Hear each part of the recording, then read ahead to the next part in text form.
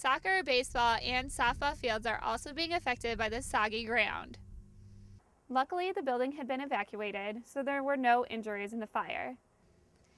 The Drew Lowe and art galleries at the Studio Arts Building in the University of Iowa give art students a chance to show off their work.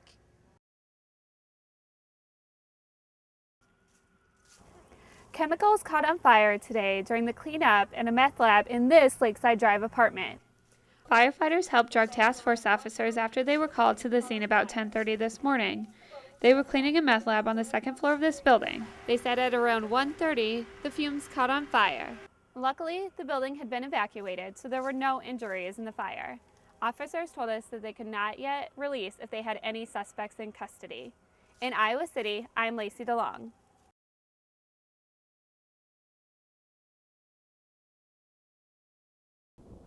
University of Iowa student garden members told us that all of the excess rain we're having is not necessarily a bad thing when it comes to growing their crops. But right now things are going along well. I mean, the weather's been pretty typical for a standard April.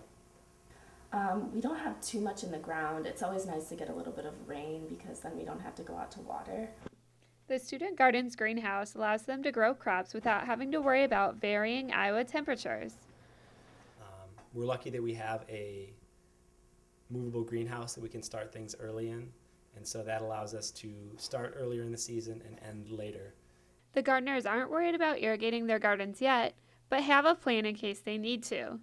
Recently, they built a rainwater catchment system that uses gravity to water plants during droughts.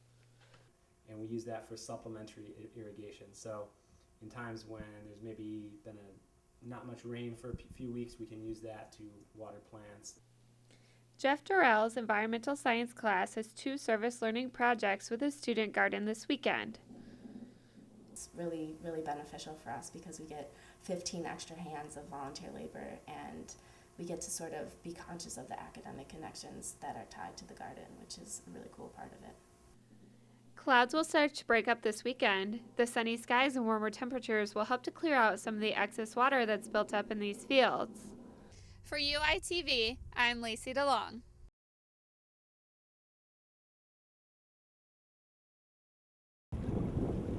The Mississippi River is close to 17 feet following heavy rains last night.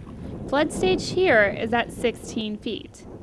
With temperatures in Minnesota and Wisconsin rising into the 50s and 60s this week, snowmelt will continue.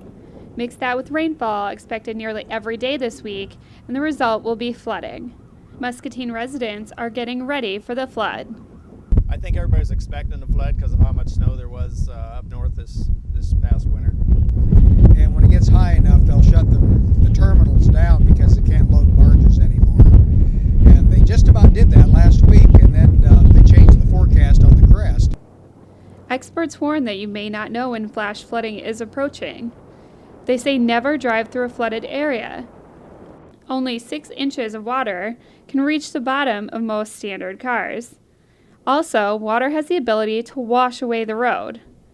Plus, it leaves behind debris such as these large trees, which you may not see if you try to drive over it. Water above ground is not the only issue when dealing with a flooded river. But if the water stays at a high level a long time, the groundwater starts getting higher.